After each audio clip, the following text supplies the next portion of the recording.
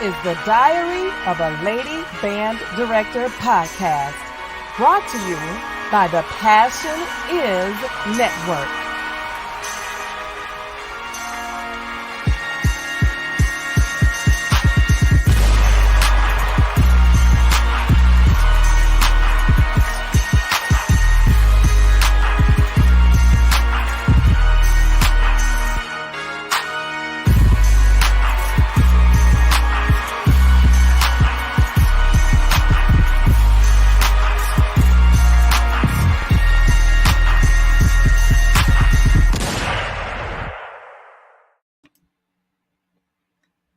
And I look like a French poodle. Hello. Gonna be solo dolo for a little bit. It's kind of that season, Bantober. Well, just shouting out the chat. Thanks for sticking with us. Oscar, I see you there. Sterling, I see you still there. Lamex, he was there. I hope he come back because he always has good questions to throw in the chat. But this is a little bit. Oh, you are here. Hey, what's up? This is wash day for me. So, wash day, bleach day. So if anybody ever wanted to know what wash day, bleach day look like for me, this is how it looks. Yeah. I look like an English poodle. All right, what's up? Justin. Justin, listen, I don't know. I know Talk That Talk, they be talking about how they love your insight. And I never got to personally tell you, brother, I love your energy. I love your insight. Whether we agree or disagree, you always bring good narratives to your good perspective to the talk in the first place. And I appreciate you. For real. Like that's real love. Damn well we get to use a little more of that, knowing how to disagree and still be able to keep it rolling and show each other love. So still gotta get you in chat. I like your perspective. Not for real, Justin, because you support, and at the end of the day, we all in it for the love of the game.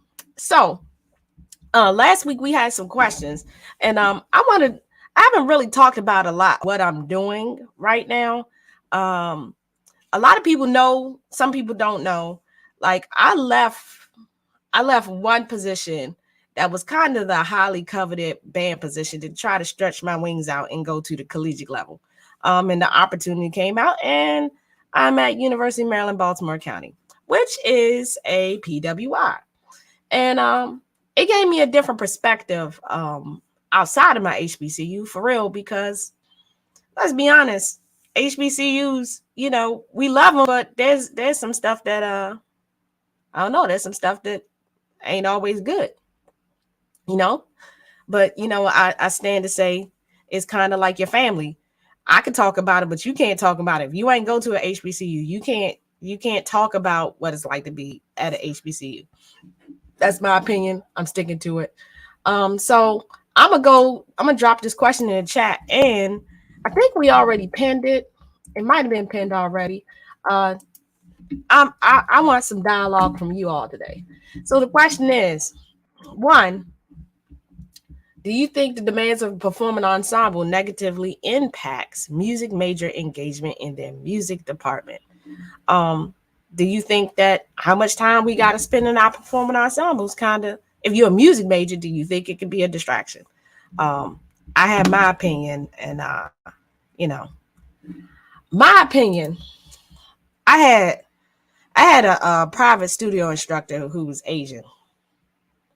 And not saying it was good or bad. He was a North Texas grad, and he was pretty young. I would probably guess he might not even been over 30 when he was my studio professor. And it was kind of a shock how demanding he was. He was very demanding because when I decided to be a music major, I thought you just go play all day. Like I had no damn idea what it meant to be a music major. Like I didn't know at all. And now that most of your time is dedicated to your performing ensemble at HBCUs, especially marching band, usually you don't have an option. But I I really enjoyed my studio time because that was the first time in my life I had private lessons, but someone's dedicated to me and my growth on my instrument. So I just thought that I was going to go to college, be in band, play music. I didn't really know how many classes you had to take. So when it comes to like that distraction, he outright said it one day. He was like, I really don't. I mean, I don't get how much time. I don't get how much time y'all put into band. And he was that's just where he was. And I was like, I mean, in my eyes at the time, it was just fun, but I didn't really see the end game. But like, I'm a music major, and clarinet is my principal instrument. I need to know how to play this damn thing. And to be quite honest, I thought I played really well until I got to college, and then the engineering major next to me can play just as good as me. I was like, oh damn, this changed the game. So I was outright told.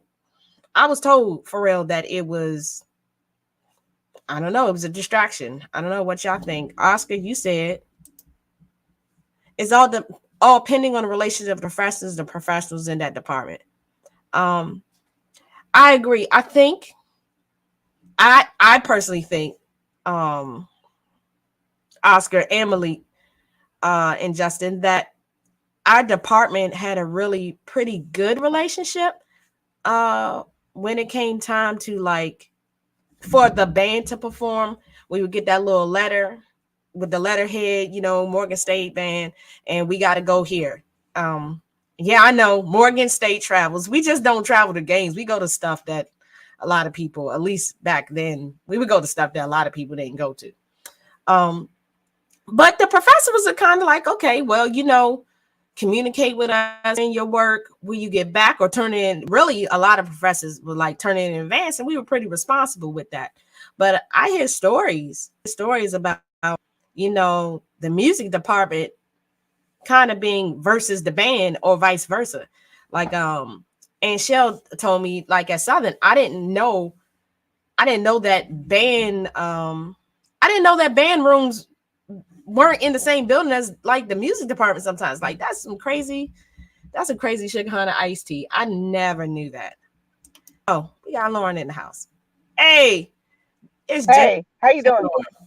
I know I'm always calling you gentrification Lauren because Lauren's the type of person that would live in a gentrified neighborhood. Lord, I am a nerd. I'll be playing Magic, so yeah, baby, I do. But hey, y'all. So you were talking about how music departments, how band rooms are not in the same buildings as music departments. Yeah, I didn't know that. Like, I didn't know that. Yeah, that was the same. That was the case when I was going to NCCU because it started off in the music building, but the band got too big for the music building. We were in the basement. We got too big for the basement, so we were at the mercy of the jazz band program, and using their room. Like we would start band at 4:00 and they're supposed to end at 3:50, but sometimes they would go over. We just have to wait until they get out, And then eventually they turned the women's swimming pool into the band room, which is right behind the stadium. It's convenient for the band program because, we could just march in, like we were right there at the entrance of the stadium. But it made us even more separate from the music department. Yeah, like that's crazy to me. Like I did not know. I've never been in a place where the ensemble wasn't in the same place as the department. And I don't even just like in the old building at Morgan, not the wonderful building that everybody's come to know and love. The choir room and the band room were like literally next door to each other. Yeah. I didn't even know. So, and my band director, he used to complain about it. He would say, the theater is in the communications building, the dance studio is in, the Walker complex with like the gym with like the fitness area and everything. He was like, it's supposed to be in one building. And I said this last week when I went to Morgan, I was like, oh, that's what he means, because everything, the dance studio, the choir room, I don't even think NCCU has a choir room. We have a recital hall. I know that's weird to say, but we don't have a choir room. They use like the old jazz band. They either use the recital hall or the old jazz band room that has like the steps where people are different. They're not risers, but they're actual steps that act as risers. But yeah, I don't think we But have that's a not. choir room at NCCU, which is weird. Yeah, and it's crazy. Dr. Reed, when he came and toured, the campus, and we spent the day walking around, like showing them like what our campus looked. He was like, y'all campus look like this, and y'all band ain't like 200 deep. I was like, people don't really believe us when we say like we are not in the hood of Baltimore. But even more so, like we have state-of-the-art facilities. Yeah. Which makes sense as an engineering school. Like engineering is like one of the number one majors, second to like music, ironically, in education, our literature department. But they invested every time they build something on the campus, it's built to like the maximum capacity of what it should be. Right. It's like the newest thing. We have an auditorium called B and Duke, and B and Duke is not even big enough for, I guess, the school to be held in. It's it's big, but it's okay, but it's on the corner of like on the main streets of NCCU, Lawson and Fayetteville Street, and it's pretty much locked in. Like you can't expand it because it's on the corner of a street, and there's no land behind it but the campus. And next to it is the music building, so you can't even expand being Duke. So like I think about like so proximity. Back to this question. If your band room is like a quarter of a mile away from your music room and you got rehearsal one place, but then you got private lessons here, then you got to go back to the band room because maybe you got a sectional. Like, I just can't imagine like that alone would be distracting. That would It be is. It distracting. is distracting. Yeah, it's very distracting. Um, and we had to go up and down steps just to get to the band room. I think who has it worse than us is A&T, because I remember Charles talking. I remember this because A&T's band room, it used to be in the middle of campus, like in the music building, but now their band room is like it's kind of off campus. It's like on the corner part of campus, like across the street, the corner part of campus. It's a warehouse. And I joke that, I say, like y'all got to march into have practice in an old Sam's Club. I joke about it, but it's a sweat. First of all, it's a sweat box. Um, and secondly, it's so far away from campus. Even their TBS and KK side plots are on campus in front of the music building where the old band room was. But just like us, A&T outgrew their band room and they had to put them somewhere else. And I wish campuses, the problem with our schools are they weren't designed to be what they became now. They were small colleges for Negroes, and most of them, and somebody said this, most of the Bible schools, and they weren't meant to be full colleges or universities with colleges in them. They weren't meant to be the capacity. They weren't meant to have the population or teach the type of concentrations that they do now. But they have to do it now because it makes them more competitive as a university. Universities compete against each other.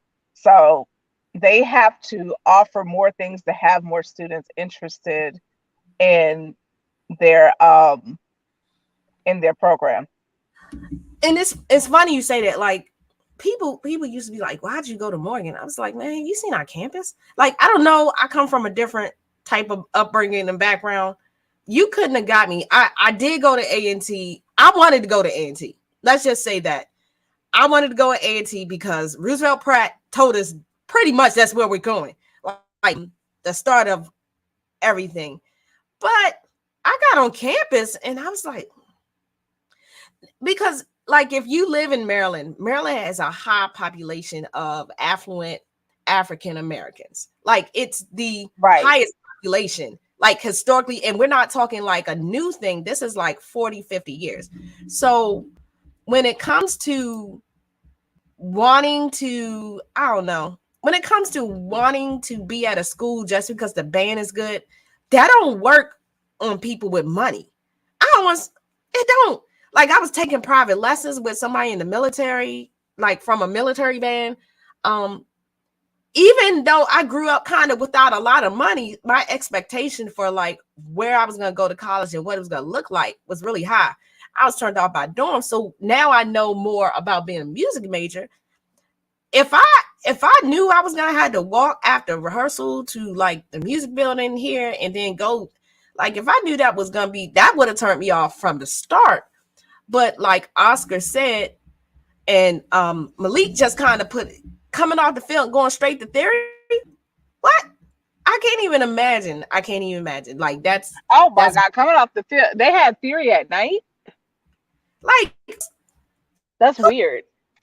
Yeah. Unless you're a grad student. But even still as a grad student, because I went to Morgan for grad school too. A lot of my duties were like clerical, like I had to have my podium time. I also had to do score study, which meant I needed to be near the music. I needed to be in the music building. And so I wonder, like, people who are studying music, do they get a chance to like, I think it will probably diminish the level of respect between colleagues too, because you don't see them. Like when you come out of class and you right at the band room, it's just a little different. Even if you're a non-music major, having to be in the band room, you know that people have to prepare for recitals. Yeah. You know, people have to prepare for senior comps. Like you know the struggle of your fellow bandsmen and bandswomen who are music majors who have to do marching band in the fall or in some cases year round, but then still balance the weight of all of their performance classes. Like I'm gonna be honest, the only band and march band gave me a good sense of style. It gave me endurance like no other. It gave me exposure to various types of literature that I did not necessarily get in my lessons. However, it did not make me a good player. And I know somebody will fight me tooth and nail. I'm gonna tell you right now that studio is why I know how to play the way I play. Marching band, as far as the music, even though I felt like our arrangements were a little more challenging especially for woodwind, but it didn't make me a good player. It didn't. It just made me be able to play longer, and not get tired in my senior recital. But as far as like content, nah, on average, if we are honest, our arrangements are probably about a grade 3. Maybe. Grade 3, grade 4. And how is that gonna prepare you for a recital where, I mean, most cases standard-wise, you're trying to play a solo piece that's at least a 4 or 5. Right. And if you real serious, a 6. And I just don't see, like, we put a lot of investment. That means that the schools don't even see like the band outside of the entertainment value, which is important. They don't see it as an investment in space. It seems like I seen some folk band rooms. I'm like, man, your band room ain't been renovated or updated since the turn of the century. Yeah. Right. Yeah, you want the band to perform all the time? I would be offended. That's me. Yeah. And see, that's the thing. When we started getting bigger, that's when they started making plans for us to have a bigger band room. And that's really what's supposed to happen. And all that, we got our bigger band room whenever we went to California because we produced. And I think that's fair. You know, you should get more resources and everything. If your band program is doing so much for the university that they're bringing in students from different areas, making your market bigger for your university, yeah, absolutely. They should get a new band room. But also it should be a band room like It should be a band room. It shouldn't be like a, A we got grocery a swimming pool, which is fine. Yeah, a grocery store store, or, and grocery store. I had A&T in mind when, and both NCCU in mind. Like, I appreciate our band room, but at the same time, our band room, the ceilings aren't high enough. The ceilings aren't high. This just gave. But the thing about NCCU is that we're landlocked, so they can't build any more buildings. Every time I go back, and this is just like a lot of HBCUs. People don't understand that HBCUs are landlocked because they had to be in the Black community. The Black community developed around these schools. They were like the center of the community outside of the church. So when these schools started getting bigger, you can't just tell people to move from their homes. The same community that supported the school, you can't tell people to move out their homes so the school can get bigger. Now, I do notice, as these houses around NCCU, as they're getting sold, NCCU has been buying up the houses and knocking them down to try to expand. But yeah, it's hard. Like, our situation is hard to just build a whole new brand new band room or even or a center for the arts because we don't have the land for it. We just don't have it. What's crazy, I'm reading this, like, but you can still build up and you can knock down things. Like, I think Morgan is very strategic because they didn't start expanding out until the 90s. Like, a lot of people, the first building, quote unquote, off main campus was the engineering building because the engineering department just got too big too fast. Like, it just grew. But I think about the libraries where the old music building used to be, fine arts building. Mm-hmm. That's where the library, there was a building there and they knocked that down to build a library. So it's not so much sometimes that they can't build out, is that they're not always strategic in how.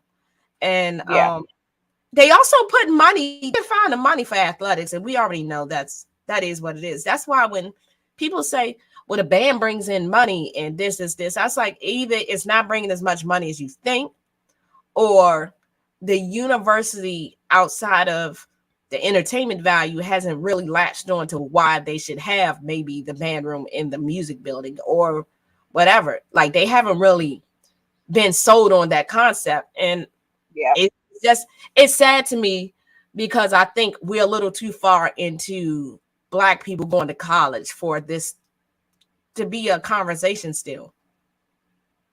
Yeah. And I agree with that. I think we're too educated for this. We're too educated. We have more resources. We have more money. Albeit, the government doesn't give us as much money as they do other universities. So let's start there. That's why they rely on alumni giving. Like, no, make the government give you more money. But that's beside the point. But I do agree that we're too educated for us to have these types of problems. It's just foundational problems that could be simplified through somebody who is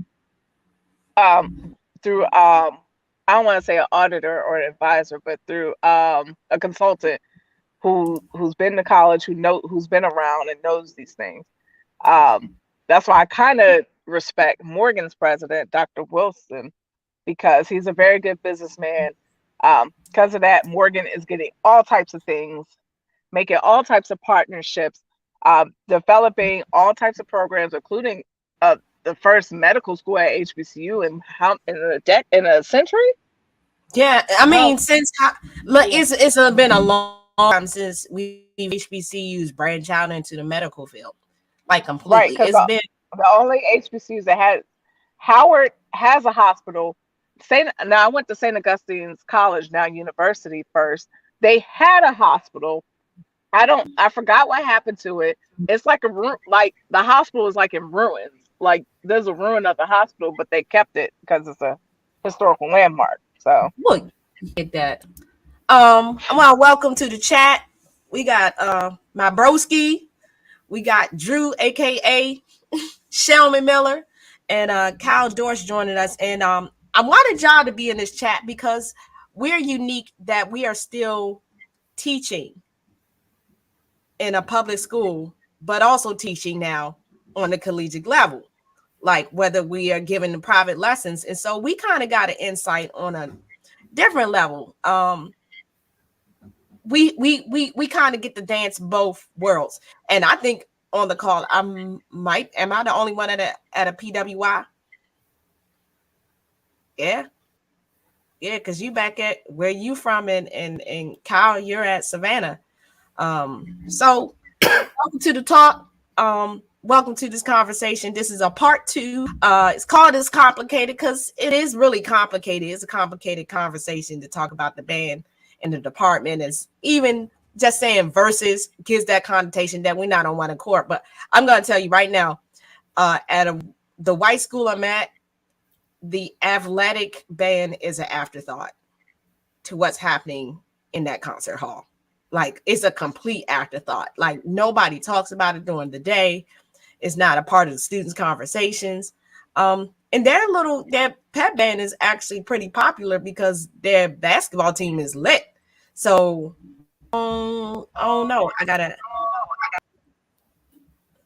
add Lauren, did I add the stream? There you go, I think. And Kyle, you up there. Okay. So the next question. One, does the relationship between the music department and the performing ensemble really matter in developing successful music majors? Yes and no, or explain. And I'll put that question up there for y'all to see. Does it really matter in developing successful music majors? Whether they're going to be educators or soloists or production, do you really think that relationship matters? Tough question. Well, if I can go first, since we're pausing for a second. Yep, go ahead. I think it definitely does matter, because I've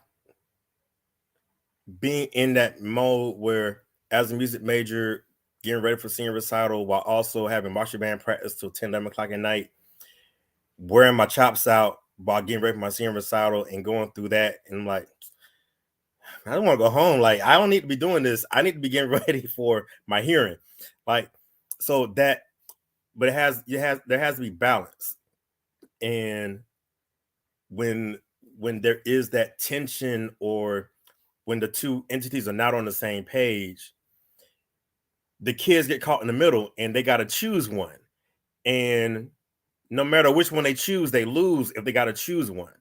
So if you choose the marching band part over the department stuff as a major, well, you kind of creating that one-sided mindset or philosophy of just marching band only or marching band focus only because that's what you did in college. If you say bump the marching band, I'm gonna get my stuff ready for my lesson, well, then that's your scholarship. So you gotta toe that line. And it's really unfortunate when the people who are in charge of preparing the future directors put the kids in positions where they have to choose instead of being the more adult folks and working that stuff out. Because a lot of times it's an ego thing.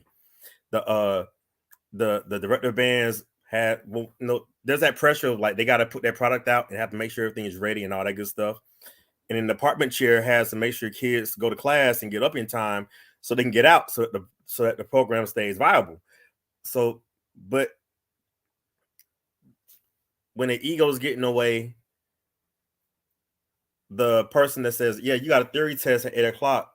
I don't care that you were out till 12 o'clock, or I don't care that the band didn't get in because the bus broke down until 4 a.m. on Monday.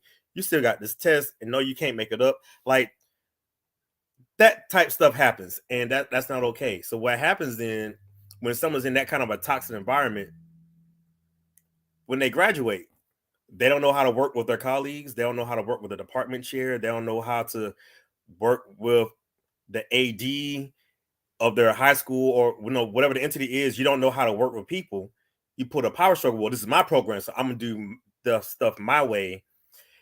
And you're a first year teacher trying to be be a dictator and then you're looking for another job, because the people that bring you back are the ones you got to figure out how to work with. So, I'm glad you said, man. Yeah, it definitely does matter, and it is very important. There has to be balance, because you want your directors and their future educators to have both experiences. And I kind of get jealous, because it seems like the core folks don't have that. They don't have to toe that line as much, or if not at all, from what I've noticed. I don't know, because it depends on the school and the nature of the core program. But just from my experiences, the choir folks haven't, because the choir is not as busy in the fall. The choir stuff typically ramps up in the spring more so, from what I've noticed, as far as their performances, things like that. And I don't know. I never saw the choir practice, because I was always in band practice, so I don't know. But the choir is not practicing until 10, 11 o'clock at night on a day-to-day basis. No. And what used to just to kind of add to, what used to really piss me off is the choir at Morgan traveled more than the band, like times 10. So, that's a whole nother conversation about money. Like, people like, why doesn't Morgan travel? Because our money doesn't come from the athletic department, it comes from the music department. And the music department chair is the choir director. So don't ask that question no more. I want y'all to think about the world-renowned Morgan State Choir, and the department chair is the director. Gotta get taken care of first. And that's a monster choir. It's always been a monster choir. But we're not talking about traveling down the street. We're talking about on tour in another country for weeks. They were at Dubai. They were in South America before the school year started. The choir, before the school year started, the choir is in another country, which means the department chair is in another country. I want you to think about that. So you can't even develop a relationship if you're not even in the country half the time with, the department, that, forget the band, just the department adjuncts. And I used to watch, I always felt like the choir people had a lot more stretching room with what they could get away with. Like, it's time for a time after class is gone because they in Quebec, but their professors are kind of like they in Quebec. But don't let the band be. But if we go to Honda, don't let us go to Honda. There you go. Mm-hmm. Don't let us go. I love what Showman said, the bus break that at 4 a.m, because that's exactly what happened to us when we were coming back from Southern. 12-hour trip turns into a 24-hour trip. Get back at 6 a.m. I still have to go to my 9 o'clock music history class. Yeah. Devil's advocate. Yeah. It does make also, you. I don't know. Hey, Cal. Listen, goddamn, Cal. First of all, we can't even see. You can't just that's because jump in. We ain't even know. I'm in a car. All right, Cal, you got the floor. I was like, is Cal there? Yes, I am here. I'm cooking at the same time. So a lot of us, for me, I've been very gifted and very blessed to be able to move in a lot of different musical worlds. I move in choral worlds. I move in orchestral worlds. I move in band worlds, both HBCU and PWI. A lot of times, the worst enemy of HBCU bands and bands in general is the band world. They are their own absolute worst enemy. When you talk about why choral programs can go overseas, because you're not moving 150, 200 people. You're moving maybe 25 or 30 of your best instrumentalists. Even at A&T, they did a lot of tours, but their operating costs were pennies on the dollar for what we had. I mean, you want to move the entire A&T band. They showed up last night to Gotham with 5 buses. You don't need 5 buses for the A&T choir. You need 1 bus. And that's even if you need a full bus. You could probably fit all their luggage on there too. And it's debatable whether it's not really. It's a lot harder to put together a program for concert band than it is for choir. For the simple fact of when you have a smaller ensemble, Mr. Alexander, who's the choir director at A&T, that man had them working. And because he had such a good relationship with the people who are teaching private lessons, he could tell them what he wanted done. He could tell them what he wanted to work on in addition to their lessons. When I look at the way Dr. Woods and Dr. Arnold work at Savannah State, they work hand in hand. They're communicating on a day-to-day basis. And because of that, lessons are getting squared away. Expectations of what these kids are supposed to be able to do is being squared away. Basic musicianship is getting squared away. And then when it comes time to switch over from marching band to concert band, there is no sound concept change. There is no approach change. But that's because Dr. Arnold is an educator first and a band director second. If you were to put Dr. Arnold in front of a choir, he could conduct that choir. You put him in front of an orchestra, he can conduct that orchestra. But a lot of us hyper specialize. I'm a band director. Okay, cool. We ain't got no band jobs open for you. Can you teach orchestra? Nah, I don't teach orchestra. Okay, we don't have any band jobs open for you. Can you teach chorus? I can't do chorus. And that's sad because every single one of us in this call had to take brass pedagogy, woodwind pedagogy, percussion pedagogy, vocal pedagogy, string pedagogy. I can't tell you how many times I will walk into a band room and I will see drums with taped heads, knowing that person had percussion pedagogy and knows you don't tape heads. It'd be the same way that if you went to a clarinet and, oh, this key is really sticky, I'm a super glue that sucker. Because I've seen that too. Oh yeah, I've seen that. I've seen people try to super glue pads on. Listen, I saw a kid with a super glued pad. Pad looked like it had been through the ninth circle of hell. That pad has been hazed. That pad has seen things. That pad crossed pad by pad 10 years ago. But a lot of times the education of these people is not on the same level as when I look at people who were taught at other schools versus my own school. My school did a very good job of doing the best they could with the staff we had.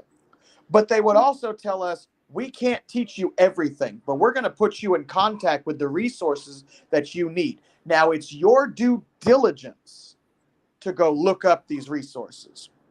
I didn't get to play flute in pedagogy because we had brass and woodwind crammed into one semester. But I had access to the instrument. I had access to the resources. I can go learn to play those instruments. It's the same thing with strings. I spent the last 2 years teaching strings.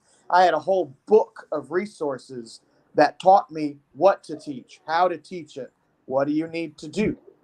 So when it comes to that relationship between what your performing ensembles are doing and what your music department is doing, band often is its own worst enemy, because we think that the way you teach concert band and the way you teach marching band are completely different, and they're not. Anyone who has a good concert band should have a good marching band. Should. But you've got... I'm going to challenge that. Yeah, you can always challenge it. They should. Because if you've got a good concert sound, if you have a good concert sound, the only difference between your concert sound and your marching sound is that you are moving your sound. You are taking that into account as you move them.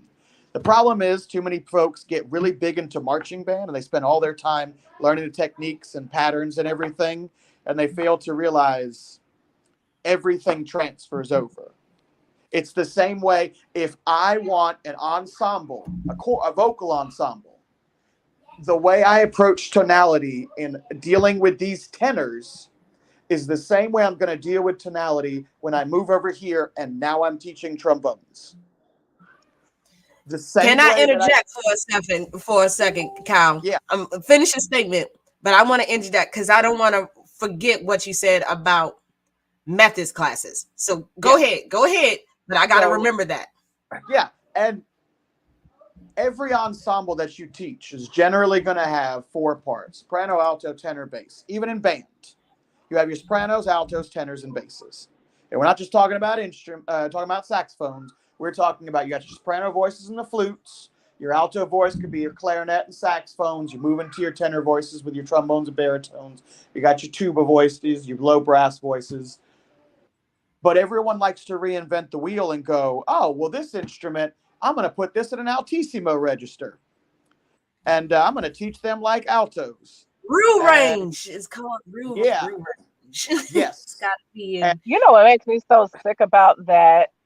Just that small point, Kyle, how tuba players can play up here, but unable to play down here. Yeah. And one's too scared to play up here and want to play here, and everybody on the score is like this in the middle. Yeah, in the score. They're literally in the staff, right. Just playing in the staff, not realizing the most beautiful clarinet sounds you can make. Shalamo. The Shalmo register is the only instrument that has that register, that has that quality sound. So you'll see when kids move to grade 3 and they'll start writing everything down there because there's no other instrument that has that tonality. It's the same way there are certain things that altos can do below that staff that your tenors can't do as they're above the staff.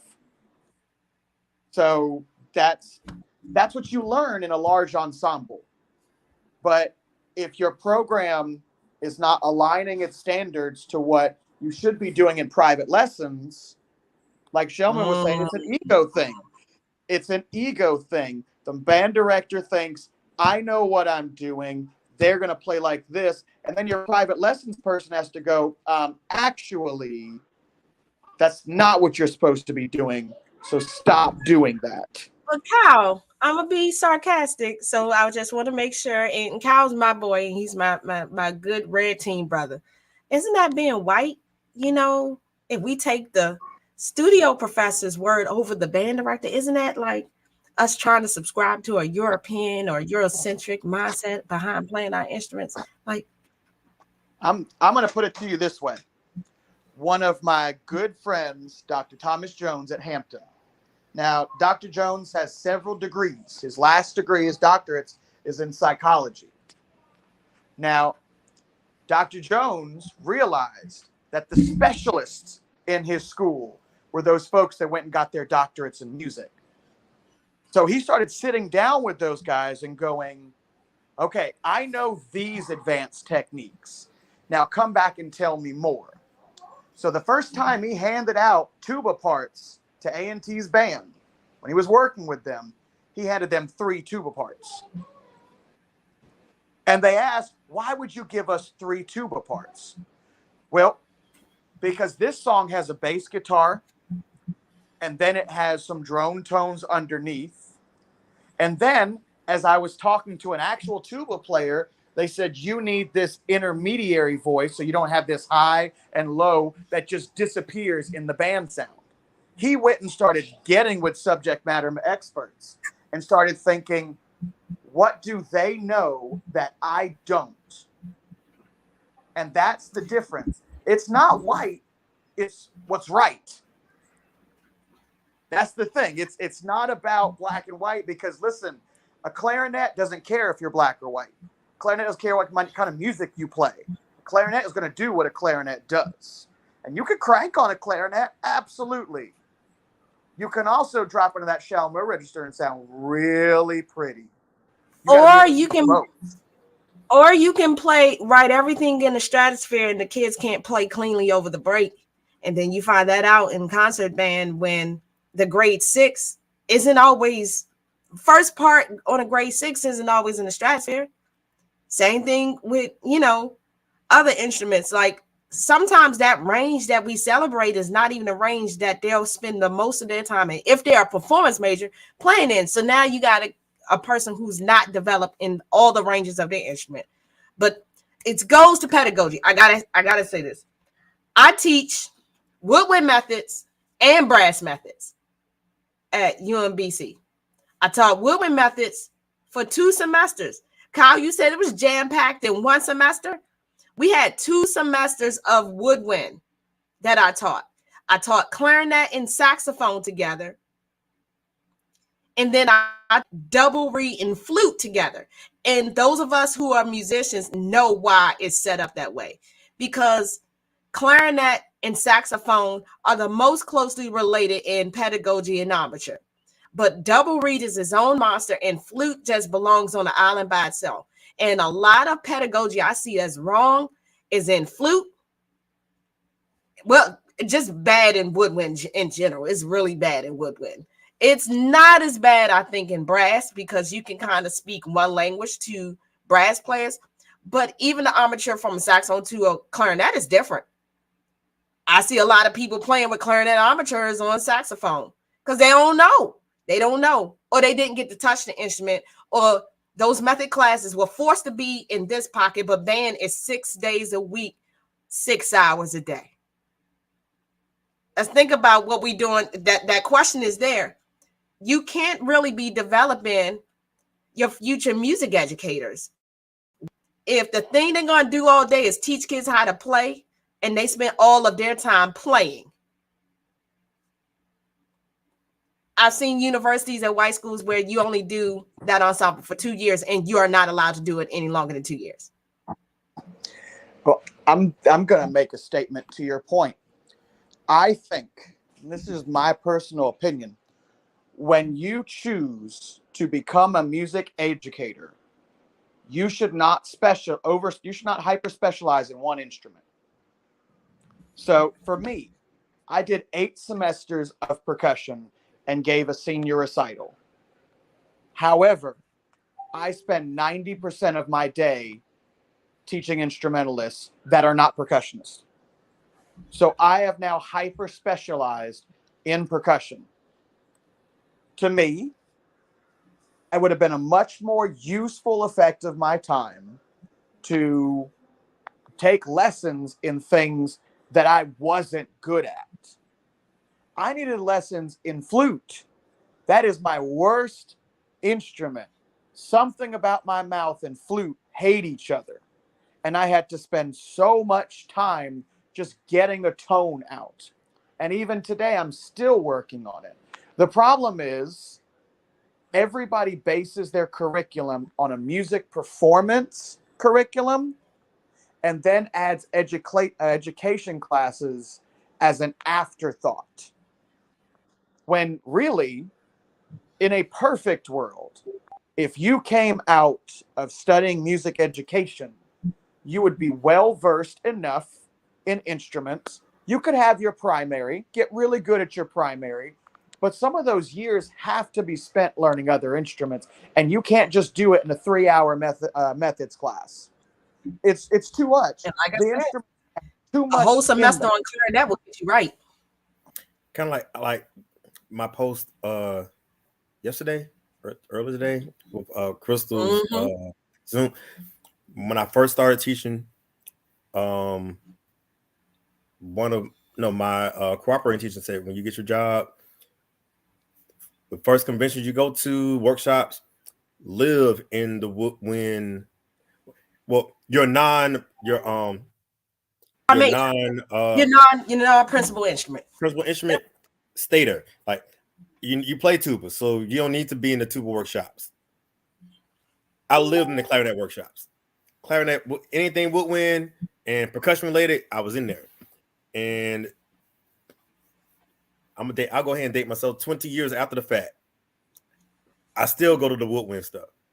Because one, you get so much info in those sessions, everything doesn't stick. So you gotta kind of keep going back and say, I do remember hearing that. Okay, I forgot all about that. Okay, I gotta make sure I do this. And with that, from recognizing my own weaknesses. So a few years ago, a friend of mine that was up here in Huntsville, he posted a picture of his band at a football game. And like in the picture, I just something just looked odd in the picture, and I just zoomed in, and I messaged them and said, "Say, bro, check your clarinet embouchures, because I'm seeing some, like, just from a picture, from, like, it wasn't for that purpose. It's just this something looked way wrong, and it just caught my eye. Said, I know that's not right. That's not right. And I know how it is. You're just trying to, and it was in middle school, so you're just trying to make sure they're not hanging from the rafters and throwing stuff across the room and stuff. So it's real easy to just overlook small details. Like, I'm sure, did they get a note out? Thank you, Jesus. Okay. Did they remember which end to blow in that day? Okay. All right. So the embouchure becomes like second, third thought a lot of times. So I just hit them up and say, hey, check this. And this past weekend, this past Friday, I brought in my one of my feeder schools. So the guy, he's a first year teacher. And as I'm kind of like scanning the room as they came up to the school and kind of rehearsed with us a little bit, and I'm like, ooh, yeah, it's some embouchure stuff that got to get fixed here. And that middle school stuff where they do what they need to do to get a sound out, regardless of what it's supposed to be. And that doesn't mean he didn't teach them right. No, middle school kids they're a little touched. They're a little special. Like, you got to hold like this. Like, I saw several percussionists playing traditional grip backwards. I'm like, now I know he told y'all wrong. I know he told y'all right. Why are you doing that? And I'm just looking like, hey, Oh, and then they fixed it. So, like, I knew they knew, but that's the nature of the middle school band kid, which is they're aliens. But they're aliens. But like anything, if you stay on them, oh yeah, eventually it becomes habit. And what we are seeing is a lot of habits that are bad habits because we just kind of give up or we don't know. I'm gonna lean a little more to some of us just don't know. Like, it's about having, like, being able to pick that out from the picture. You got to have that eye and knowing not so much what to look for, because sometimes you're not looking. It's just what's supposed to be right, and also knowing what's wrong. So that's wrong. Don't like so. Shalma, you teach tuba. You teach tuba? Yeah. I teach everything woodwind. I give them a list of don'ts for brass. Don'ts. And some things to look. I give them a list of stuff to look for even if it's not your instrument. Like I know on trombone, watch out for fourth and third because a lot of kids undercut it. A lot of kids undercut those positions because it's a little harder to kind of know where it is. And I don't even teach kids this is where the position is. I make them play in the beginning with a tuner because they got to know where their position is for them. Like my third and your third position on trombone, two different positions sometimes to be in tune. And then but if you don't know it, but if you don't know it, because the band director doesn't have a relationship with the percussion instructor, doesn't have they don't like the clarinet instructor because they came from a conservatory and they think everything we doing down this hall is bad. Some of it is valid, or they think the music is not conducive to their musical development, and you got this war. Then who loses at the end? The band director in their first year who doesn't know how to start a clarinet, who doesn't know how to start a tuba player, who doesn't know that the aperture matters and the aperture on trumpet is not the same as tuba. And all of that stuff, they find out when they in the fire, and that's not fair. Go ahead, Lauren. I was told ideally, your private lessons instructors should be your band staff.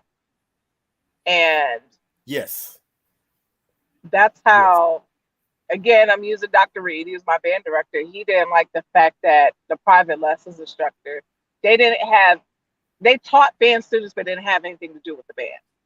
Yes. And that's how it should be. And he's talking about how Dr. Foster, he was the music department chair. So that's how the band staff, they were able to be their private lesson instructors because they could work them privately and they could work them in an ensemble. Like, I'm not the same musician I am as a soloist and then in an ensemble. because as soloist, like I tense up. I'm not as expressive, but when I'm in an ensemble, I'm great. And I think you need to have those people in place with your ensemble, be involved with your ensemble. They even have to be band staff per se, but they have to be involved with the groups that you're in. You know, I think a lot of times, you know, and not just HBCUs and universities, they hire adjunct, and adjunct is good and well, but I feel like they should be involved to a point where they know the repertoire that you're playing in the program and all of the adjuncts. And Maryland, our adjunct are in the ensemble. They're around the ensemble. They're in the rehearsals. Right. And from a budgeting standpoint, that really saves money because you're paying your studio folks, and now you got to go out and hire part-time folks for the staff. Well, if you just kind of bump the pay a little bit, add some whatever incentive, because it is a lot more time.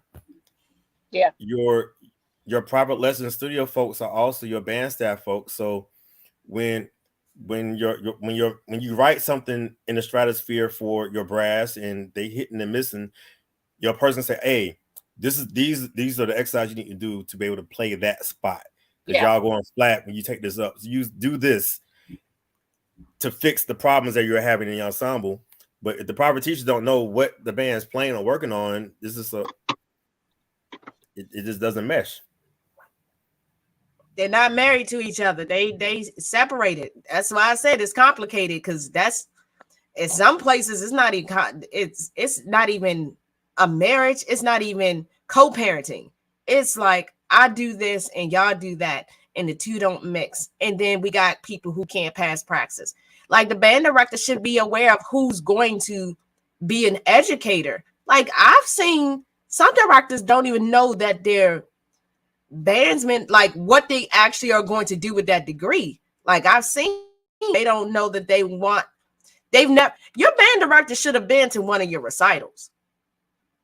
But I know places where the band director don't go to department recitals, don't go to, not a part of your juries. My band director, the percussionist, the drumline instructor, who was also the percussion instructor, that was only for a couple of years. Those percussionists were the best thing I seen come out of Morgan, because they saw them in ensemble and they could correct shit they were doing wrong. But then when it was studio time, they can, it's like that song y'all playing here. They can make those connections. You can't make those connections if you don't even talk to each other. And you can't make those connections if you're not even in the same damn building. Or it's a little harder. Band directors don't come to your recital, because all three of them came to mind. Like the director should be involved.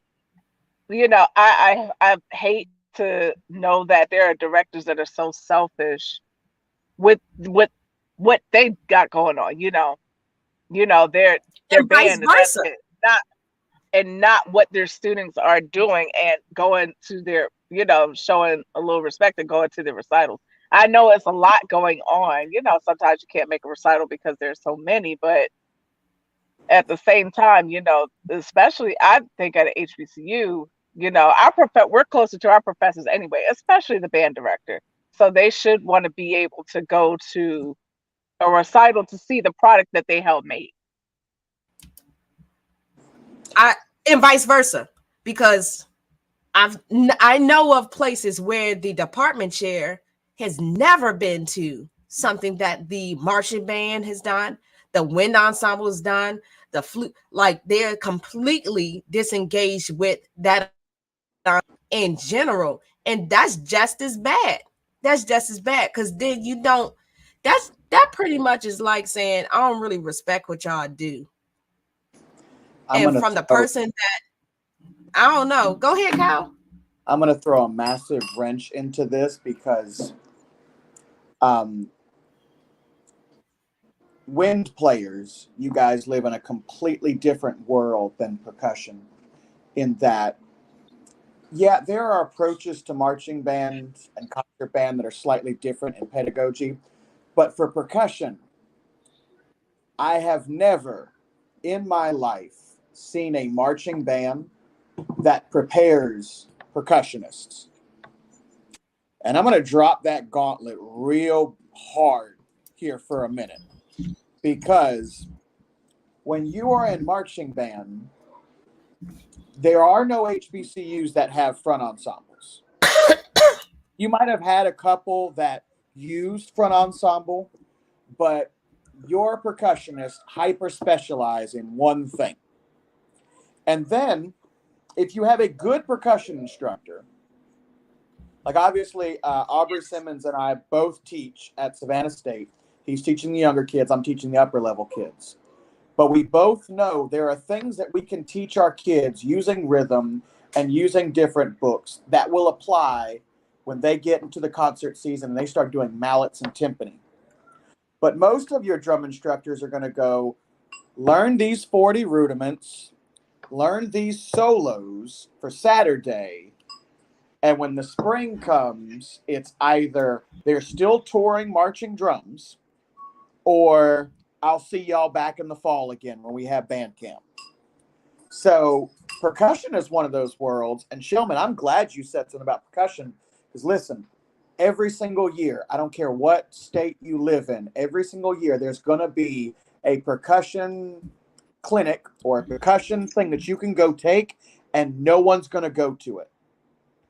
But every year, people are going to complain, I don't know what to do with my percussionist. Percussion has more resources available for it than any other instrument. You want to learn how to play snare drum? There are 70 books. Timpani, there are 30 books. Mallets, there are 40 books. You want to learn to do 4 mallets? I use 5 different books for 4 mallets because each one gives me a little something.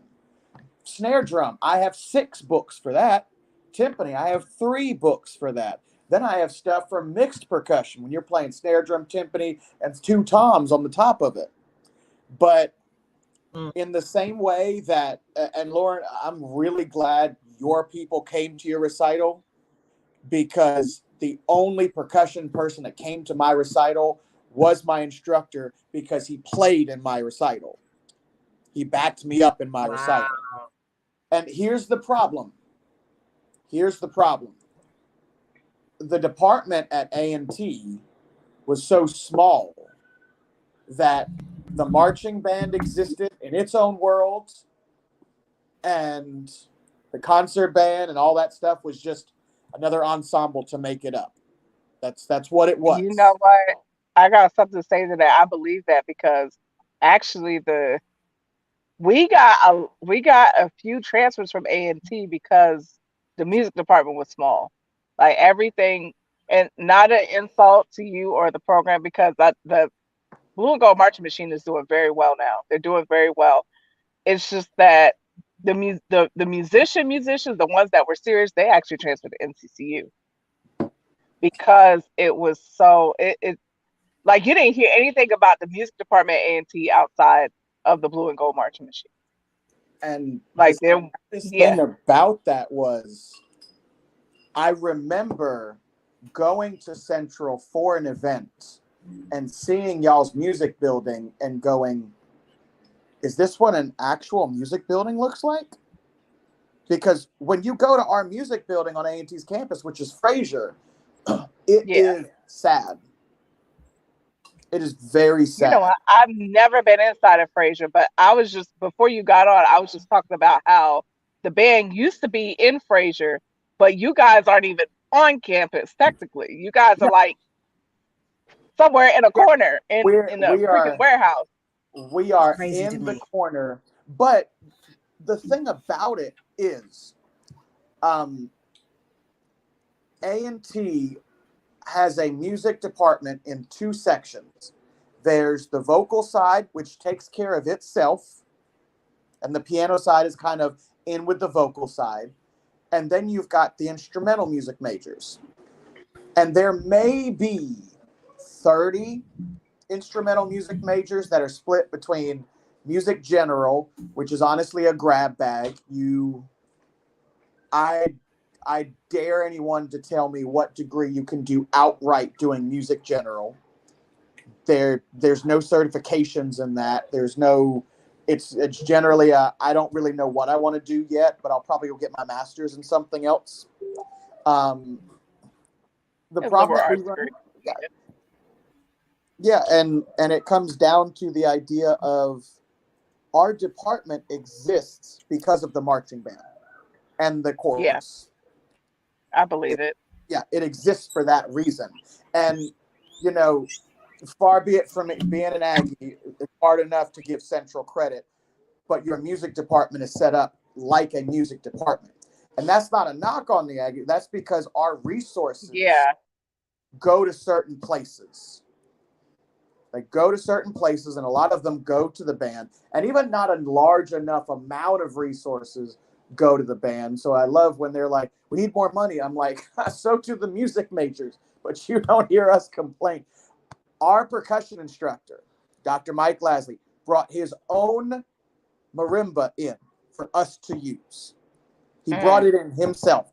It's a 6-octave marimba, broke it apart at his house and brought it in for us to use. Had it not been for that, we would not have, I mean, the marimba that they had when I was there was like a 4 1/4, which is a very small marimba. You cannot do any material on that. You need at least a 5 1/3. So to say that our resources don't exist, and then even in the sense that, you know, not to say that there aren't many different styles of clarinets, but you cannot learn marimba music on a xylophone. Not at all. No. Yeah. Not properly. Clarinet. Now you might have some clarinets that are They better use designed. I know enough that they use different mallets. Like you can't. Yeah, they use massively different mallets. And you know, you might have clarinets that are better for jazz or are better in the Shalmo register, and you might have multiple clarinets for that. But for percussionists, you have to at the very least, have snare drum mallets, timpani mallets, xylophone mallets, and marimba mallets. Yes. And some kids will be in marching band, and then later on, and luckily, Dr. Lamont Lawhorn has come into A&T, and now he's got a completely separate. I was just about to say, y'all are lucky to have him. Yes, because he will get. I'm sure he got them right. They sound good. I'm sure he got them right. He exists like I do in multiple worlds. Marching is not his bread and butter. Concerts is bread and butter. So stay right there. So that's why it makes me itch when music educators say this is what they do. Like, this is what I do. Nah, we do it all. Like we should. And that's not saying we don't have our strengths or our weaknesses, Kyle, but I know how to write for percussion, because when I was in percussion methods, they didn't just teach us how to play, but they showed us what the notation looks like. Notation looks completely different for percussion than a wind player. And vice versa. Like, there's stuff that woodwinds have on their paper that trumpets never see, that a trombone will never see. Tremolos, like unless you're on the upper level of your playing, but you can get a grade 2 piece of music as a clarinet player and see tremolos, and you, the band director, need to have that answer. Find the resource, like you're saying, those resources. And so whose fault is it? I'm gonna throw this out there, this off the cuff. Whose fault is it when the music ed majors can't pass praxis? I want to nail this first because I'm going to jump off here in a second. But first off, so first off, we know the praxis is racist as all hell, as in most standardized testing. And the praxis is in no way, shape, or form, ever has been, ever will be, an accurate reflection of a person's ability to teach. Friend of mine over at Ragsdale, he's got his master's in music performance from UNCG. He is an incredible percussionist. He's an incredible assistant band director. He teaches beginning brass in 6th grade and teaches percussion ensemble at 2 different schools. He has taken the praxis 4 times, has been unable to pass it once. But I will swear to you, up and down, that he is just as good, if not better, of a band director than me. The praxis is not a good indicator. The problem is we don't know what's going to be on it. Our praxis is the hardest praxis to exist because our range is so massive. You're dealing with music history, then pedagogy, then philosophy, then psychology, then your individual methods, then theory. And the fact is, we have such a grab bag of things to study that you could go to school for 8 years and still not come out knowing everything you need to know. There are people with a doctorate in music that still ask me basic level percussion questions. So the fault comes in the fact that, number one, everybody has to take a test because America needs to be able to say you are a qualified person, and a test is the only way we can prove you are qualified. The other problem comes in that most of our music teachers don't study the praxis. They don't. Dr. Tamisha Brock has been doing a lot of work with it. That woman studies the praxis. She studies it so well. She knows if you start off a question for her, she can tell you what the answer is going to be before you read the rest of the question because she knows the test inside and out. The problem comes down when you throw a dart at a dartboard, you got a pretty good chance of hitting it. Now, when you throw a bacteria at a boat 100 miles away, good luck. That's essentially what you're doing when you take the praxis. I got lucky. I didn't have to take it. They waived it for me. I got so very lucky. And to this day, I thank my stars. Because even when I help people study it, I'm like, I wouldn't have passed this. I'd have failed this like straight up. And I agree.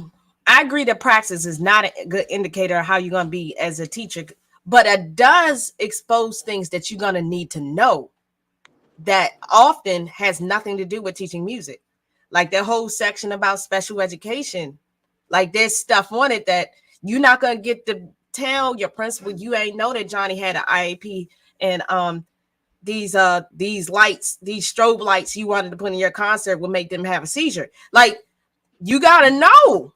We still get held accountable for things that are on that test that you're just not going to get being in your ensemble or studying your instrument. There's some music history stuff that's going to lead you to teach a song a little bit easier because you'll understand the content, the composer's intent. So I agree with that. It doesn't prove that you're going to be a good teacher, but it does. You are on the target for things that you're going to run into as a music teacher. And I don't care play or director you are, if you slip up in one of those areas that they feel like you should have gotten in school, you can't go back to your university and cry. They're not going to want to hear it. They're going to say you got a music degree. So I would be pissed if I marched my knees away. If I'm just saying, marched my knees away, spent all these clock hours, and I can't even get up the ladder of public school to make more money because there's a test that my band director has never taken, and some of my professors have never taken, depending on what track they went. And so we got music education as an option, but we got a lot of music educators who didn't get what they. That's like if I was a doctor, I went to medical school and then I couldn't pass the test because I don't even know half the stuff that's on the test. And yeah, we can arguably say there's some stuff on that test that's what? Yeah. But that error detection, important. Well, I can tell you when I told you that HBCU bands are their own worst enemy, where is in how we study and how we set up our music education classes, where is the looking at what other people who have graduated off these music education majors who are still teaching in the field? Because, by the way, people that I taught with, that I went to school with at UNCG or at A&T, are no longer teaching. They're not teaching anymore because they could no longer handle it, because they weren't prepared, because they went to school for marching band. That also comes down, like Shelman mentioned earlier, that's an ego thing. That band director got you there, but that band director, luckily Lauren is not one of those folks that had to deal with that. That band director only cares about your dot and your notes and making sure you're there on Saturday to fill in that hole so we can crank on that other band and maybe get some more scholarships. Because the first thing I'll tell my kids, if you want to audition for college and you don't know all your 12 majors, stop. You're not going to make it. They're not going to take you. You need to go somewhere that has lower standards. You want to go to A&T, Doc's going to ask you to run your 12. He's going to ask you to run your full range chromatic and ask you where your 2 solos were. And if you can't and I know play Carlton Wright is too. Listen, you better not walk in there playing 400 degrees. We all come from programs where our band directors would have ran that. You better not come cranking 400 degrees for your solo. That is not your solo. And I have seen people do that before, and they wonder why they didn't get a scholarship. Because, bro, that's not as you could have gone on Smart Music and found a dang solo off of Smart Music if you wanted to. Could have. But I'm how you speaking about people pay grade when you try to say go to technology and find even your smartphones, even go to the ISLP database and find free music, but your director have to let you know that that's the expectation. And that happens before college. Yeah, that should have happened before you got I'm going to finish up with one statement before I get out of here, because I know there's band directors in here and they're asking about percussion stuff. You can go to any percussion publication site, C. Allen Percussion, Roll Off Percussion, Tap Space Percussion, and every single one of them have a section that has audition etudes. C. Allen's got a whole book of them. A lot of colleges stopped asking for you to come up with etudes, and they went, here's the etude book. You audition for UNCG, they say, there's the book. Our guy wrote it. Nathan Daughtry wrote this freaking book. Here's the solos. Do the solos. So there's no excuse when you say, I don't know what my percussionists need to know. Yeah, you do. There's a book. Audition etudes for percussion. It's in there. So when they say, I don't know what to do with my percussionists, well, first off, don't waste time on the 40, because no one will ever use triple Rademachews ever. Ever. The fact that anyone in this room knows what triple Rademachews is a massive waste of data in our brains right now. Yeah, I have played a triple Rademachew once in my life to pass the test on triple Rademachews. And if it sounds weird, it's because it is. It has no practical application whatsoever, but I had to freaking learn it. And now, for the rest of my life, triple Rademachews will be stuck in my head. I wrote a solo once that had one in there just so I could say I did it. I did it. I did a triple Rademachew. So I noticed after going through all that stuff, I'm like, man, all these rudiments. And then for Alabama, the Alabama all-state requirement for snare drum, from a rudiment standpoint, double stroke roll, buzz roll, flam accent. Yeah. That's it. That's it. I want to. But the thing is, but here's the catch. It's horrible. The catch is the snare drum solo will have damn near anything you ever thought about in the solo. So all the real rudiment work has to be practical and in the actual solo, as opposed to listening to folks play 7-stroke rolls all day. Well, no, we're just gonna put the 7-stroke roll followed by a rough, followed by like all the other stuff. All that stuff would be in the same exercise. You guys know as judges, and then it's in 5/8.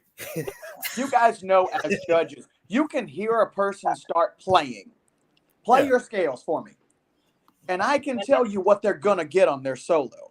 You know why? Because that scale is in that solo. And if you can't perform that scale, you cannot perform this solo. If you can't do flam accents, you can't do any flam rudiment other than an isolated flam. I can tell you that straight up. It's the same way if you can't play a B flat scale or an F scale, there is no solo that exists to you that is playable. Those are the two standards.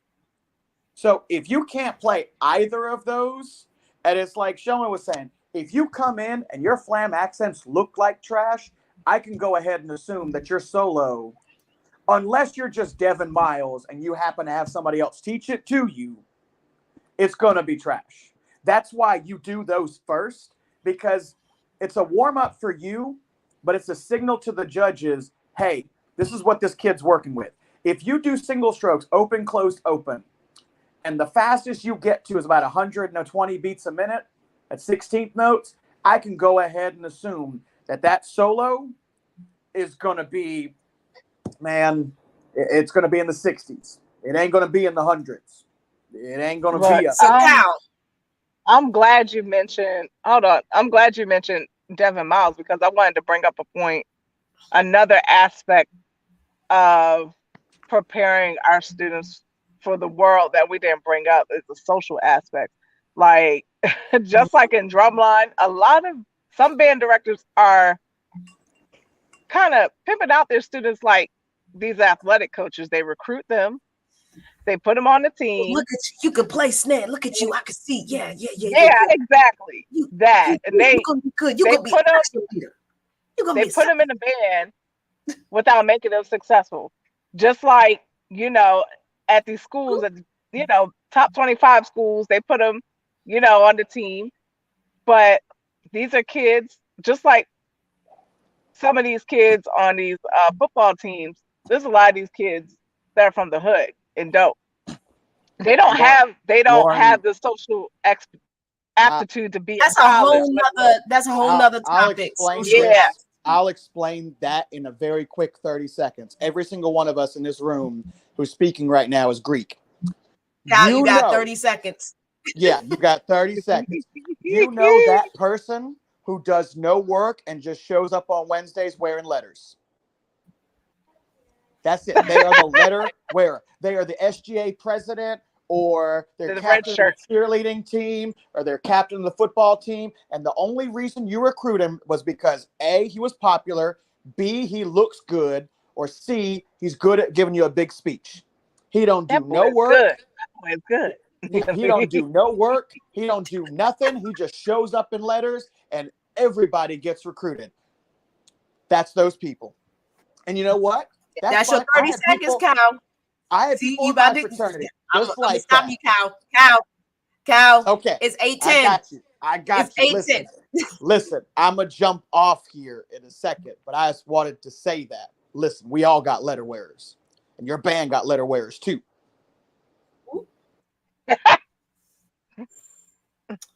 Horn holders? Well. Violence, everyone, violence. My high school band director called them sound suckers. They suck sound. That's what horn holders are to them. We had a big Pookie bass drum. Everybody got big Pookie. Big Pookie don't get to run tonals. Big Pookie don't get no solo. Big Pookie plays them 4 downbeat notes. Boom, boom, boom, boom. That's Big Pookie. That's it. Listen. He don't even do the digger, like the bass, like the tenor drum. They only get beat 1. That's all they get. The first note of the cadence to make sure everybody heard Big Pookie got his solo. Boom. That's all he got. And guess what? Now he's a band director somewhere. We know some. I'm not even. No, I said this is a different topic because if we start this and we talk about that, we're gonna be here all night long. That's like a part damn 3. That's where we done had part 2. Now we're on part 3. I gotta move on to the next question. Listen, I got you. I just wanted to say thanks for having me on. And I'll see. Thank you, Kyle. Listen, Jay likes you, so hit him up on Talk That Talk too, because you bring good perspective, and I'm glad you were able to make it today. And just the fact that we can have this conversation and be honest that we ain't get everything we needed from our HBCUs, but when you know better, you do better, and we want better. We want better for not just our respective HBCUs, but just the kids in general, because they go out into this world, and nobody wants to have a conversation with the kid who grew up and now they're a band director and they like, this is hard as hell. It's hard as hell. For the big pookies, justice for the big pookies. Not justice for the big pookie daddy. Big pookie lives matter. Listen, Pookie lives. We got to put him wanted to have his own band full of 30 bass drums. What can we do for Pookie? Okay. Bass drums. Good night, Krystal, before I take over the rest of this. Bye, Kyle. Kyle is one of our funniest Red Team brothers. I swear to goodness. But a lot of good insight, and the fact that we know that like the praxis ain't it, but we also go to college and they take our money. They take our money, and no, we can't come out and get that money back in a salary because we can't even get that job. So we got this last question. What do you think music majors need to be successful in the 21st century world? And Keita said one thing. Thank you, Keita, for that. I'm gonna put it back up there. He said, you gotta be well-versed in technology.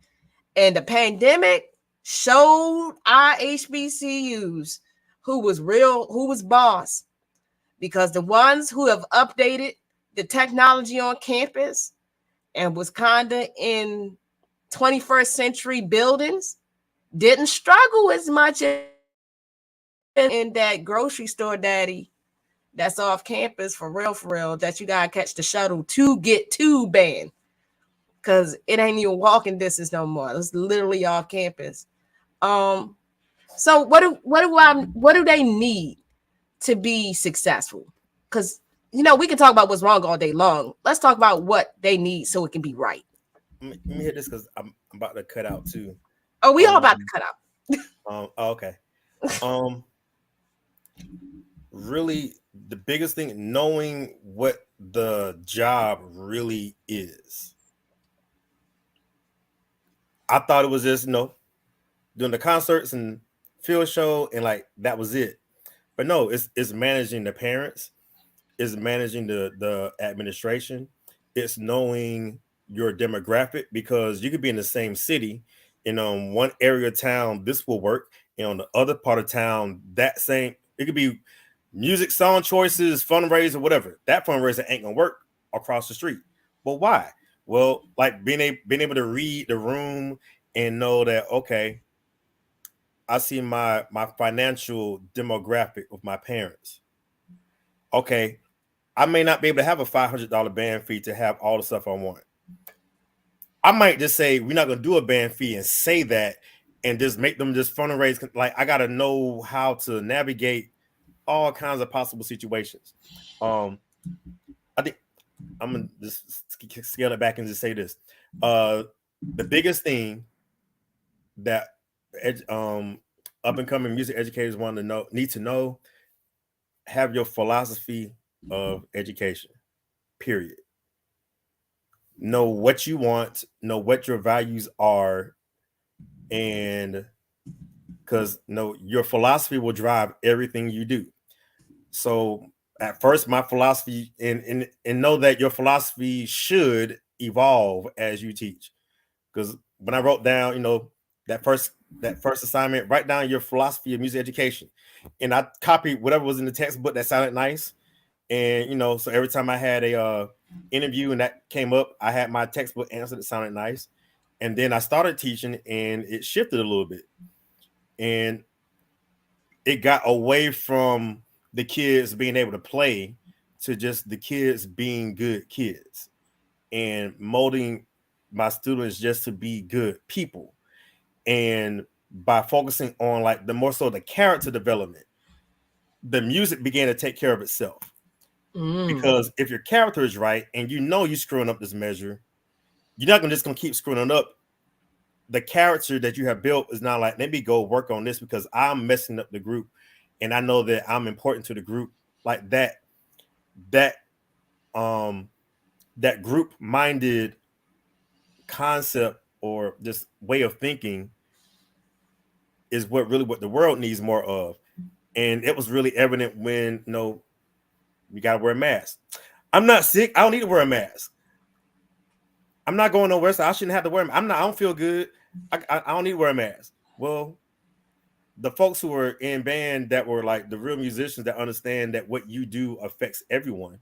So that when you say, well, I don't need to pick up my foot because I'm in the back. Well, now when someone snaps a snapshot of the marching and you're the one person whose foot is off, now you don't mess up the whole picture. That one thing screwed up everything else. And then that could be the impression that someone else has to either to do whatever. So what you do affects everyone. When you learn your music well, it affects the group positively. When you sham and don't and you ghost out on this part because it was a little, you didn't put in the time to learn it. Now across the field, that section gets weak because 6 other folks in the section did the same thing. But so yeah, have a good know what your philosophy is, know what your values are as an educator. And then just know that the job is more than just music. In fact, I would say the job is more of everything else. The music is almost I'm gonna say non-existent. I'll say it's less than half of the full job. From managing self-esteem issues, managing because you know your students are growing. So all the home life stuff that affects the classroom stuff and being able to know how to navigate that, and then knowing what's outside your wheelhouse. Okay, yeah, you said you want to do what? Yeah, so the sun says, I got a student that's talking about harming themselves. Yes, yep, that stuff above your pay grade. And yes, I'll document. I'll call home. They're in the room now. Yeah, come get them. Like know when it's stuff that you can talk through and when you got to call for reinforcements, because when stuff goes left, you don't want to have that conversation with the parent. Isn't that true? Just to ask you a question, because we getting out here. It's 8:20. 8:30 is okay. The cutoff. Isn't that true for pedagogy and skill development with students? Shouldn't that be like, it's out of my league? You'll call me, I'll call you when it's above my league. Like, I ain't got it. I don't know how to do this on tuba. It's not so much about knowing the right answer all the time, knowing where to go to get the right answer. Okay. Lauren, what about you? What do music majors need to know in a 21st century? In the 21st century. 21st century, being a lot different. Well, firstly, we went through this last week. I'm going to apply to myself and what I wanted in undergrad, because I was an undergrad in the 21st century. Haha, I made it. But I would say knowing what your options are for your career path as a music major. It's not just education. It's not just performance. There's so many other things you could do. And last week, I gave a list of things that my clarinet instructor from North Carolina Central sent me, because we had a conversation. Me and her had a real conversation last year. I said, Dr. Ty, I said, I didn't know about arts administration. I didn't know about these things. I felt like I wasted 10 years trying to figure out, what I wanted to do, what path I should go down. And it took 10 years longer, but I think I know where I am and where I belong. Also,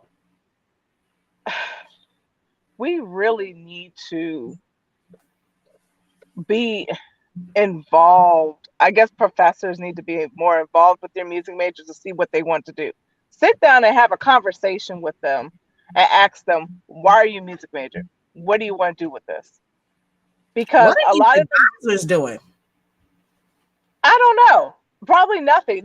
Here's the thing. The issue is we have advisors in the admin office of the university that don't know, excuse my language, that don't know shit about being a music major. And then you have advisors in the department, especially if you're a band student, they might not be interested in the band. So, it was like that for me. They actually made a mistake. They put me down as a jazz studies major, and I had a jazz studies professor, and it was just like, okay, I don't belong in here. Like, so that's what happened with me. But also, yeah, having the right people in place to get you to the right place, to decide whether or not, firstly, if you should be a music major, and secondly, what are the right resources you need to get to where you're going? What's the repertoire that I need? What's the name of the clarinetist, the famous clarinetist that I need to listen to? What does the English clarinetist, how are they different from a Russian clarinetist? What type of instruments do the Chinese clarinetists and Japanese clarinetists, what do they use? Like my clarinet instructor told me, nobody in America uses Yamaha. The Asians, they stand by it because the Japanese company. Think those little things, but and this from a performance standpoint, it's also from my standpoint. Also what they need exposure. Outside of that bubble, especially if you're an HBCU band, all you know is band. All we know is Zoll. All we know is band. We travel, we do different things with the band. That's all we do. But we need in our majors to be exposed to different things, like going to, performance by the orchestra, or even playing in different gigs, orchestral gigs. And I wanted that in undergrad and didn't have it. I guess my clarinet instructor didn't think I was ready. In grad school, my clarinet instructor, she was like, okay, well, there's a musical here. This orchestra, they need a clarinet. And I got it. And like, this is all I wanted. So for me, I think what students in the 21st century need is guidance and just a simple conversation about why you are here. Because when I went to North Carolina Central University, nobody asked me. I felt like nobody was interested. When I went to Morgan, I was asked up and down by everybody. So what do you want to do? Why are you here? What is it? Okay, so this is what you need to do. Okay. I don't understand what is it that you're trying to do. And actually, when I got to that point, I couldn't express to them what I wanted to do. Because I said, I just want to be a performer, but like how, why, where, I couldn't express my opinion of myself or what I wanted to do, in a concise way. So, what Shellman said about having an education philosophy in the classroom, have a philosophy with yourself as a musician. What do you want to do? What gigs do you want to take? What are you willing to sacrifice? What you're not willing to do? Just get to know yourself as a performer and as a person so you can express to other people why it is that you're doing what you're doing, and they can give you the resources that you need. That point right there. I don't think half of the music majors in our HBCUs actually know what they want to do. I think they often pattern it based off of the people who helped them get there. But it might not even be, sometimes you got to know when you're good at something. Sometimes you got to know when you've just been involved with something. And we got a lot of people who major in music and they're not really even good at music. Not enough to do what it is that they think they want to do with it. Yeah. Like there's a lot I of also wanted to say about that comment about North Carolina Central versus Morgan. It's not saying that Morgan's better than NCCU, but my experiences were different from each school. So I just wanted to throw that in there. Yeah. And like facts is facts. I didn't go to Morgan for a marching band. I didn't even have a marching band mindset about anything because that's just not regionally what we think about. So it worked for me. But if you plan on having a 200 band and you come from the community knows what good marching band looks like, then sometimes music majors need to know if they went to the right school for what it is they want to do. For what I'm doing, I went to the right school, but it might not have been the right school for someone who wants to go into music therapy because they don't really have a track for that. It might not have been the right school for someone who wants to go into jazz studies because they want to be a jazz musician. It wasn't the right school for that. Not completely, maybe not as good as at Howard or North Carolina Central. So music majors need to know that all music programs are not created equal and they're not all fitting to their diet and what they plan on living off of for the rest of their life. And that program will not always and almost never is reflected upon that school's marching band. Almost never. Almost never. In some ways, but almost never. Like it's if you get beyond you're going to be a band director, never on a resume has anyone asked me about how many performances I did being a part of Morgan State's marching band. At best, they ask me what repertoire I played. I keep getting gigs right now based off of the merit of my studio professor name. And that's real. Like if you're going to be a performance major, sometimes they could give a damn about that ensemble. They want to know what have you gone to perform? What performances have you done? Have you done any competitions? Oh, and another thing they need to know is they need to know who they're going to study under too, because that's important. The problem with HBCU is HBCUs are the instructors aren't involved with the band program. The band director, they do all the auditions and stuff. Whole topic. But there's the expectations of the band director at one place and the expectations of the private lesson instructor is somewhere else. That's another thing. So you need to research who you're going to study under and what they expect. Because they're not always married. They're not equally yoked in their philosophies at all. A lot of times. Now I'm at a PWI. That's not even just Black schools. That's music major in general in a lot of places. And I think is intensified at an HBCU because sometimes our kids come in with so little, or they have come from an underserved population where they didn't get a lot of that exposure, to be quite honest, that you might have gotten somewhere else. So knowing your lesson, who are you going to be in a studio with that entire time, and whether or not their philosophies align with yours.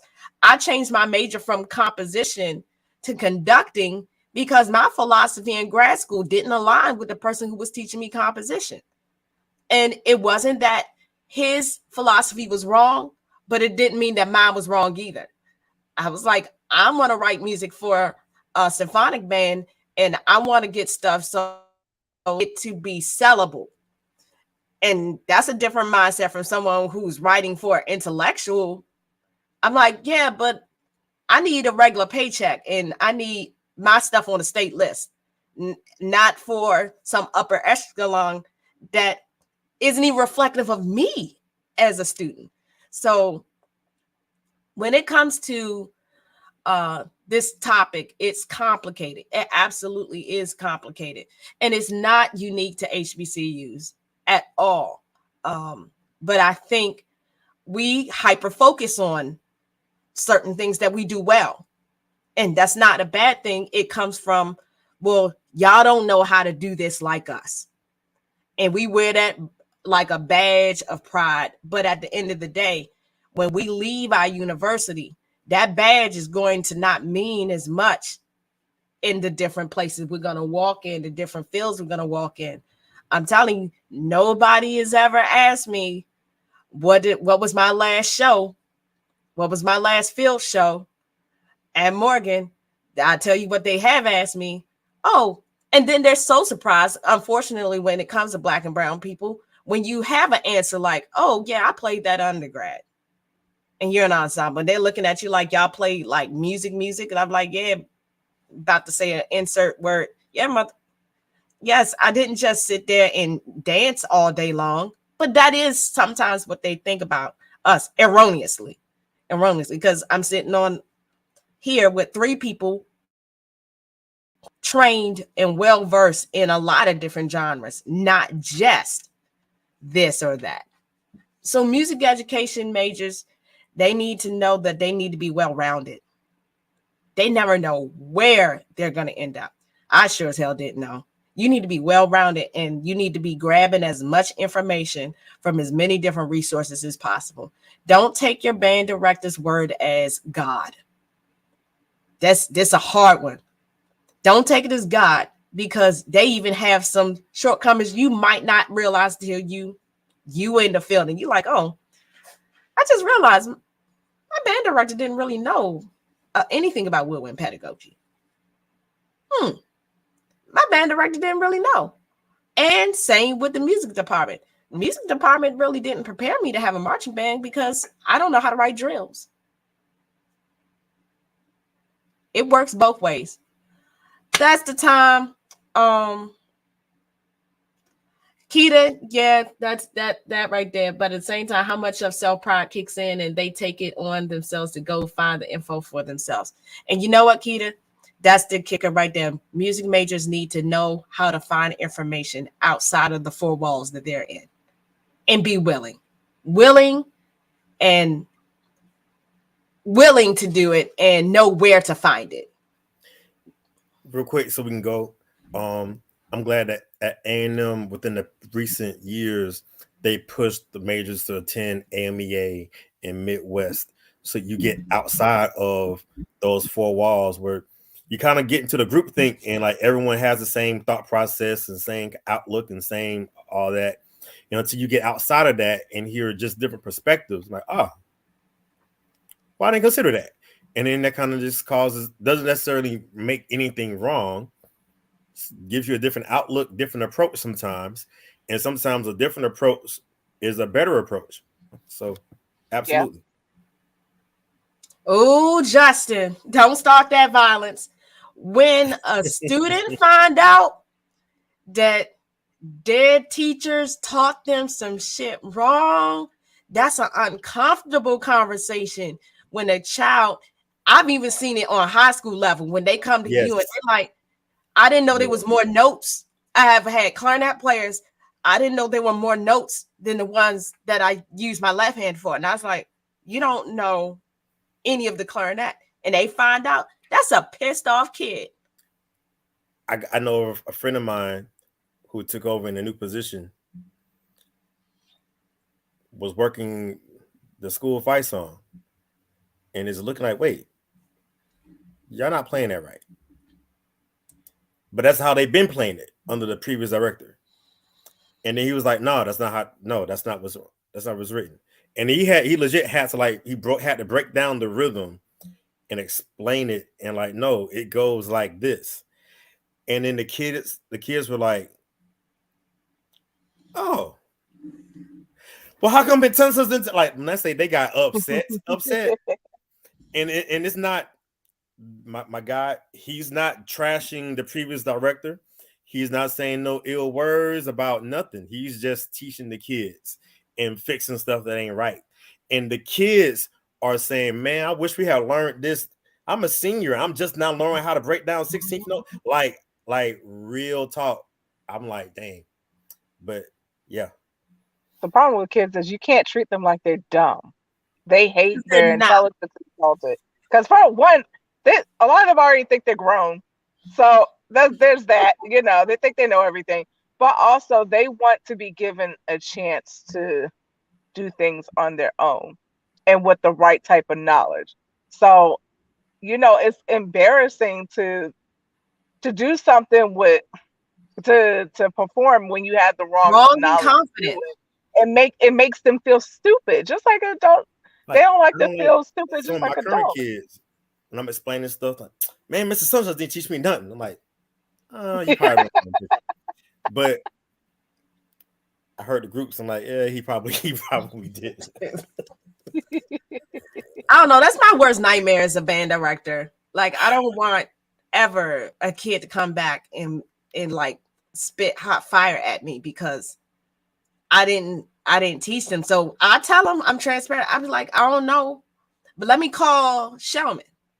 I don't know, but let me call Kyle Dorsch. Kyle, send a message. Hey, brother, what you doing right now? Because there's a kid. Keita's Krystal. I got this problem. There's no shame in that. I don't know how do you do that? That just makes us all better at the end of the day. Yeah. But we got a lot of band directors think they know all the answers, and you're a damn fool. I don't know all the answers. That's a lot of answers to know. They're gods in their own band rooms, in their own heads. You know, it's always good to reach out to other people. Like my God, I love my high school band director, but he beats with everybody. Anybody, every time I mention his name, people be like, "Oh God, you had it," roll their eyes, and you know, he just never he never worked with anybody outside of his band room, not even the staff in the school, let alone other band directors. Like, yeah, I thought, yeah, he was just, you know, in his ways, you know. But yeah, it's not good to be like that because, you know, your kids miss out on every opportunity. You know, they miss out on different opportunities and everything because, you know, you set in your ways and won't reach out. You know, that's not the way to be. Your ego, your pride, yeah. Your ego, like Keita said. Love them to death, though. I love them to death. But, I mean, we here because we know that relationship needs to be better. It needs to be better. It can be better. We're like the next generation, and we can't always feed into what we were taught. It should be when we are out in this real world, and we know that it should be better. Justice said, you know, he let somebody have it. Really so, because they mess with your future. When their ego in the way, they messing with your money and your future. So that's too much stuff to be messing around with. So I gotta call it night because it's 8:39. And gotta teach tomorrow. Shameless plug. Association of Black Women Band Directors are doing a free woodwind pedagogy clinic. I have some adjunct professors that teach some of my students. Some of them, one in particular, is played for the President's Own. Like, they know.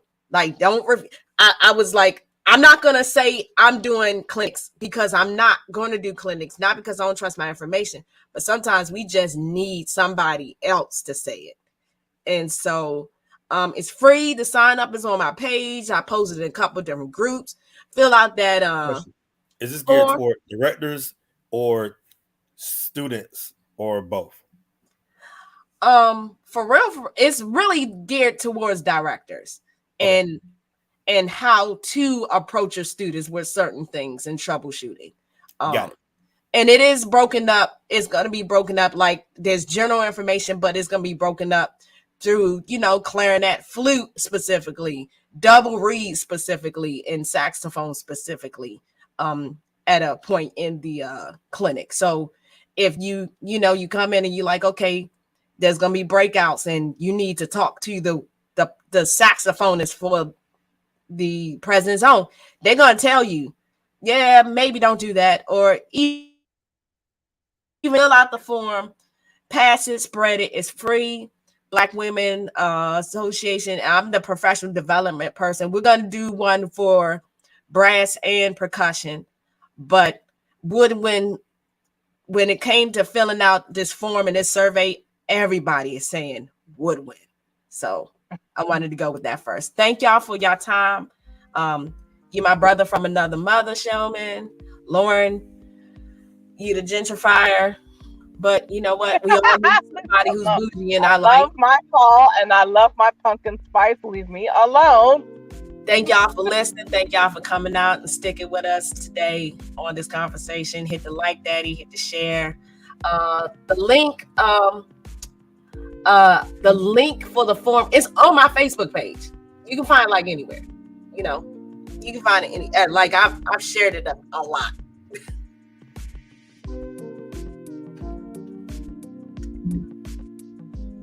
Deuces.